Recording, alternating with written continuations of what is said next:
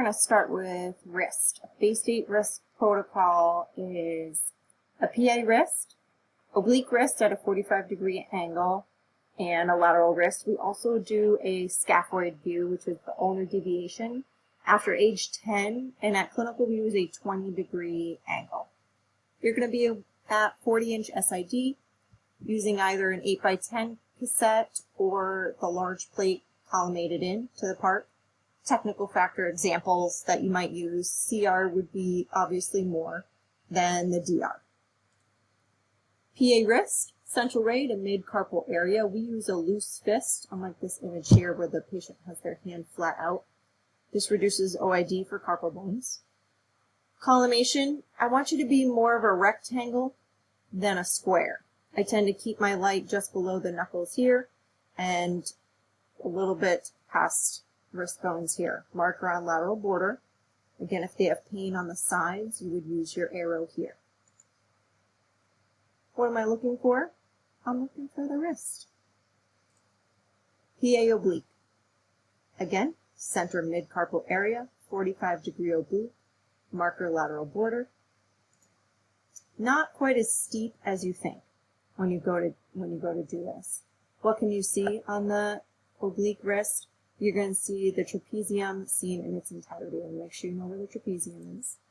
Lateral wrist, hand and wrist in true lateral position, center ray to the mid-carpal area. Ideally, you want to superimpose radius and ulna. My tip is actually to tilt them out further than you think. You can even feel on top of the wrist sometimes, unless they're having a lot of pain. Feel for that radius and ulna. Remember, the ulnar styloid sticks out a little higher, so tilt past where you think it's going to be. Ideally, you want radius and ulna superimposed over itself. Lateral wrist area. So this is lateral wrist error.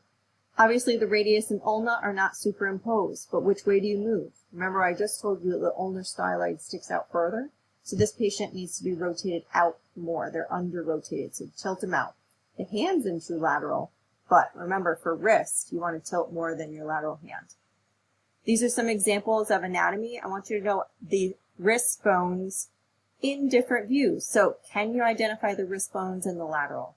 Not just in a PA or an oblique. Make sure you know those. There are some wrist specialty views that we'll go over. The scaphoid is the most commonly fractured carpal, which is why we tend to do specific views of the scaphoid bone. We call this the PA axial scaphoid with ulnar deviation. The patient's hand is deviated or rotated toward the ulna. That's a 15 to 20 degree angle. Your textbook angle for this view is 10 to 15 degrees towards the elbow. For us at clinical, we do a 20-degree tube angle towards the elbow, center to scaphoid. But remember, for test and for boards, you need to know textbook degrees. For your clinical notebook, you can put in the 20 degrees. Ideally, you're going to center right to the scaphoid, collimate in tightly. The textbook also identifies a modified Stecher method. This uses a sponge angulation of the part versus the tube angulation. The carpal canal or carpal tunnel view, as we might call it, the really long name would be tangential, inferior, superior projection, or the Gainer-Hart method. If your order says carpal tunnel on it, you need to add a carpal tunnel view to your 4-view wrist. Right?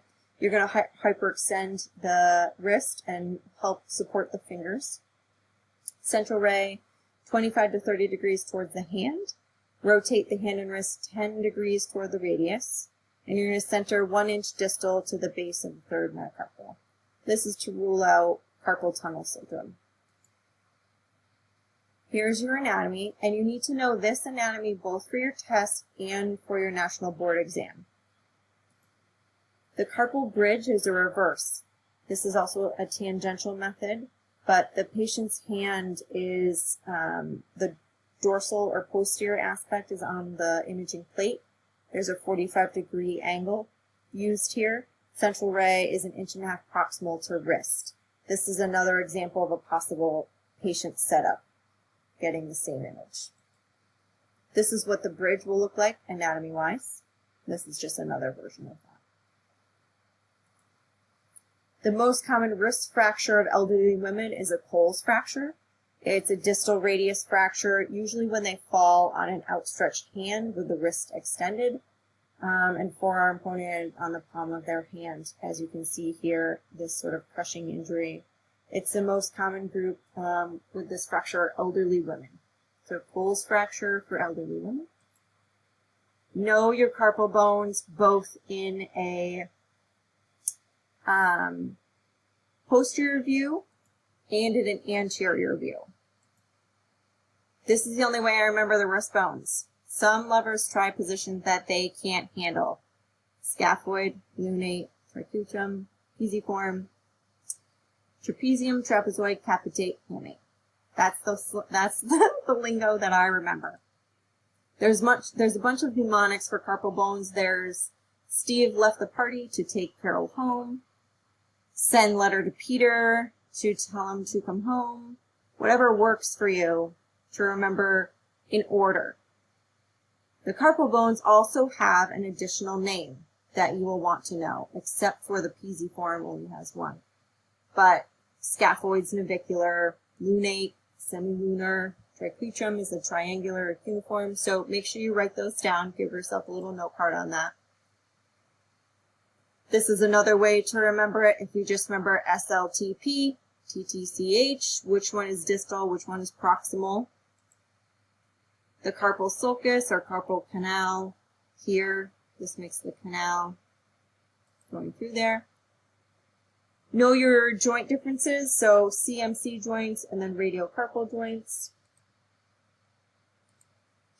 The distal radioulnar joint, or radioulnar, sorry, and wrist movements. There's either ulnar deviation for the scaphoid, radial deviation demonstrates lunate, triquetrum, pisiform, and hamate. The wrist fat stripes, so the scaphoid fat stripe is seen on the PA and the oblique, and then the pronator fat stripe is seen on the lateral here, as demonstrated here. It's usually an indicator for fracture. So you can see this line coming through the wrist here, this dark gray line here. There's a fracture there, and sometimes the fat pad sign will alert a radiologist to that. Okay, so that ends my wrist. I'll pick you guys